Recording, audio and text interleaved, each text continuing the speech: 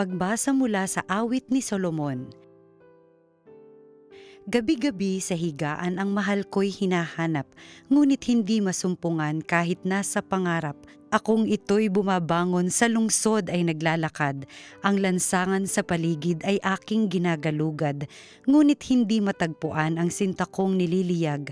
Sa akin ngang paglalakad nakita ko'y mga bantay, nagmamanman naglilibot sa paligid sa lansangan. Sa kanila ang tanong ko, mahal ko ba ay nasaan? Nang kami ay maghiwalay ng nasabing mga tanod, bigla na lang nakita ang mahal kong iniirog. Ang salita ng Diyos. Salamat sa Diyos.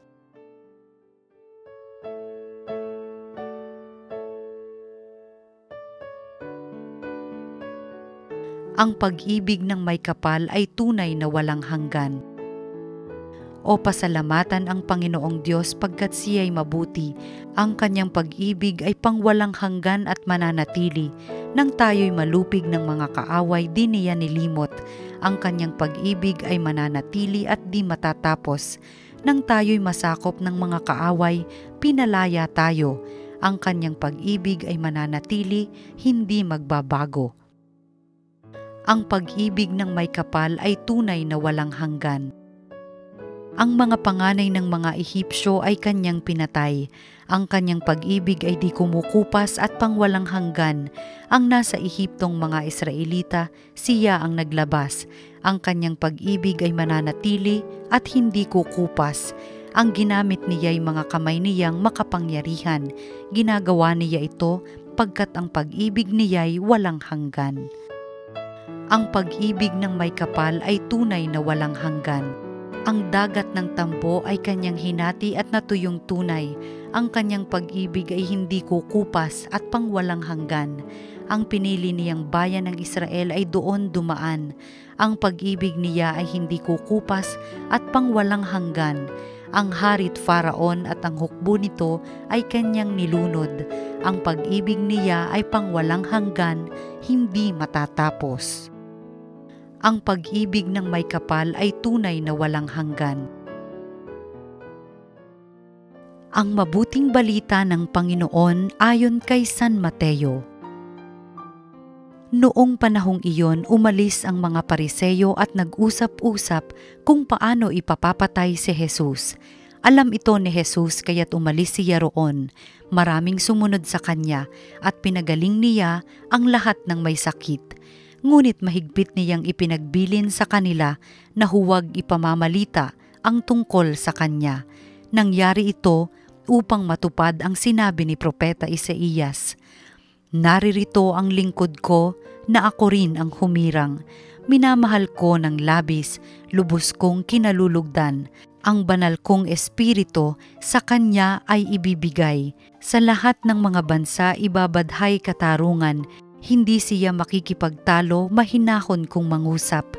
Ang tinig niya sa lansangay, tinig lamang na paanas. Hindi niya puputulin yaong tambong nakahapay, ni hindi rin papatayin ang umaandap na ilawan, hanggang itong katarungay mapagtagumpay niyang ganap, at ang pag-asa ng tao sa kanya ay ilalagak.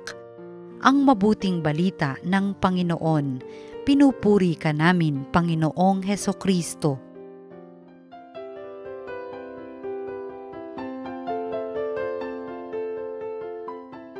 Mga kapanalig, narinig po natin ang mabuting balita sa Sabadong ito, ang Sabado ng ika-5 linggo sa karaniwang panahon.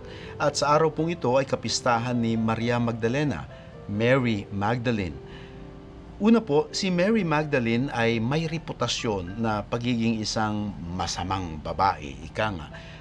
Ngunit, wag po natin siyang husgahan agad na maraming nagsasabi na baka siya ay isang prostitute.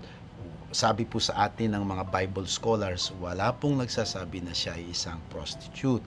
Ngunit, ang isang maliwanag po ay halimbawa siya, si Maria Magdalena, ng isang taong may hindi magandang kahapon.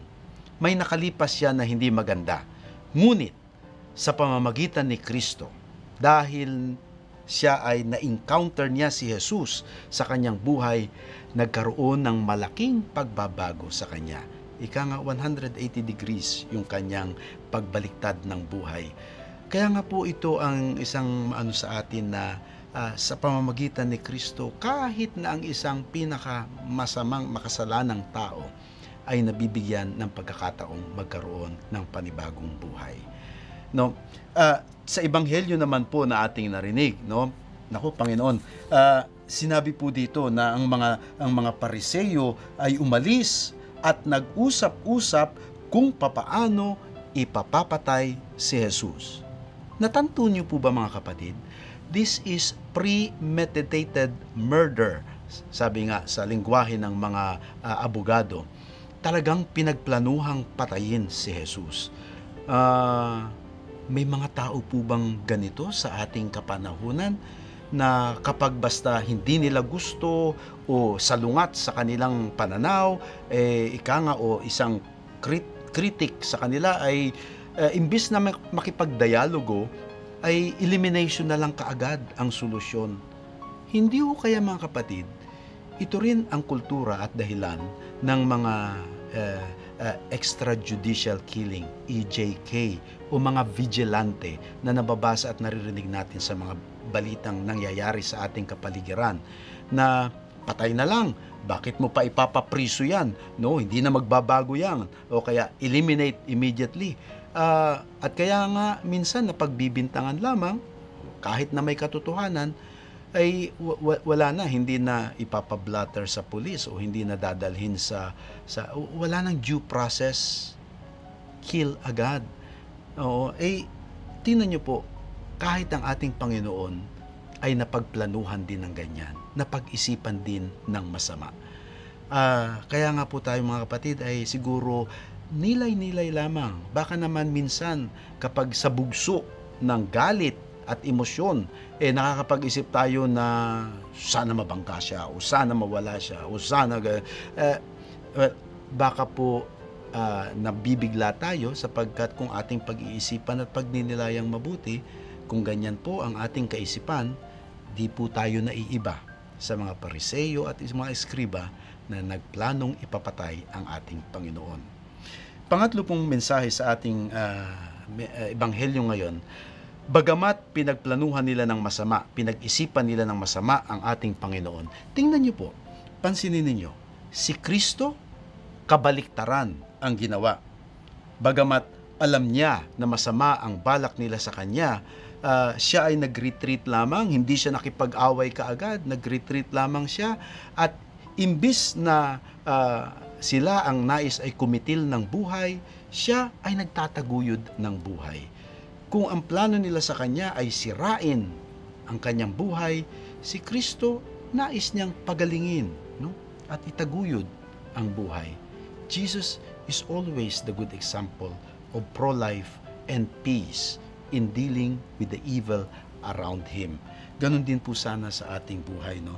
Na wag nating susuklian ng kasamaan ang mga pagkakamali sa atin o mga kasamaan na nakikita natin sa ating kapaligiran. A Christian, ang isang Kristiyano, isang Katolikong Kristiyano, ay dapat a person of peace. Tingnan po natin, balikan natin ang karakteristik ng Panginoon, ng Mesiyas, na kinuha mula sa Old Testament, sa Lumang Tipan. Sabi dito, hindi siya nakikipagtalo, mahinahon kung mangusap, ang tinig niya sa lansang ay tinig lamang na paanas. Hindi niya puputulin niya ang tambong nakahapay. Hindi rin niya papatayin ang umaandap na ilawan. Jesus was a peaceful person. Ganon din po kaya tayo, no? Masasabi po kaya natin sa ating sarili na tayo ay hindi nakikipagtalo, na tayo ay mahinahon kung mangusap, no? Always be kind even if other people are not kind. Be loving even if sometimes we don't feel the love from other people. Marahil, mga kapatid, sa pamamagitan lamang niyan, no, tayo ay mas mapapalapit sa imahin ng ating Panginoon.